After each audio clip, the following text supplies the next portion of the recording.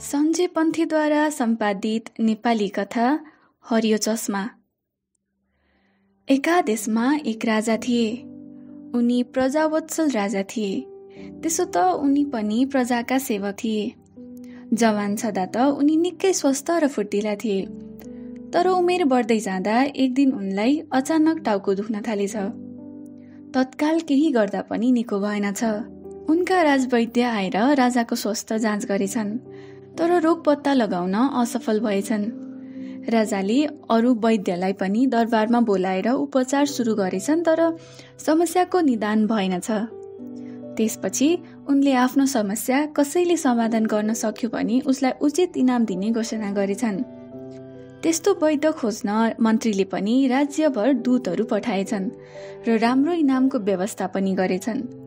दूतहरूले प्रचार गरेको त्यो सन्देश एकजना निकै सिपालु वैद्यको कानमा परेछ। जानकारी पाएर ती वैद्य राजदरबारतिर लागेछन्। राजालाई के भएको रहेछ भनेर दरबारमा आएर राजाको जाँच गरेछन्।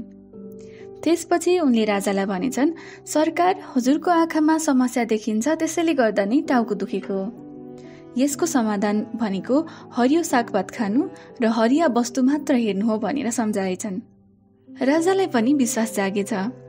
त्यसपछि राजाले आफ्ना मन्त्रीलाई बोलाएर वैद्यको सुझाव सुनाएछन्। मन्त्रीले पनि तत्काल हवस् सरकार, त्यसको व्यवस्था मिलाइहाल्छु भनेर विश्वास दिलाएछन्। त्यसै अनुसार खाना र राजाको निवासमा हरियो पर्दा र राजाको नजर पर्ने सबैतिर हरियै बनाउन लगाएछन्। राजदरबारका भित्ताहरू हरियै, तलाउ हरियै, सहरका भित्ताहरू हरियै बनाएछन्। राजाले पनि आफूलाई निको भएको महसुस गरेछन्।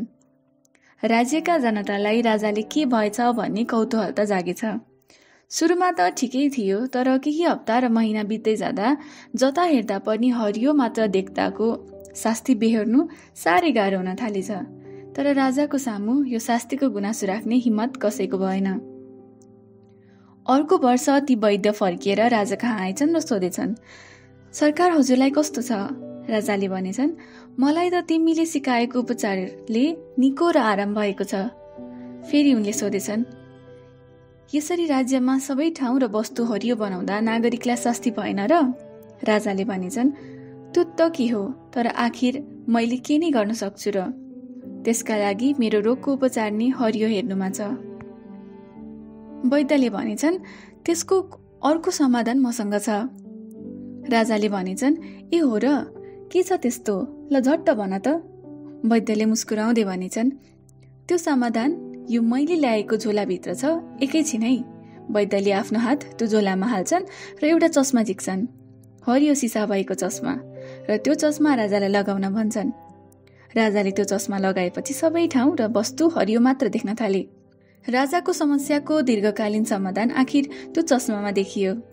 वैद्य पनि राजालाई चस्मा दिएर बिदाबारी भएछन्।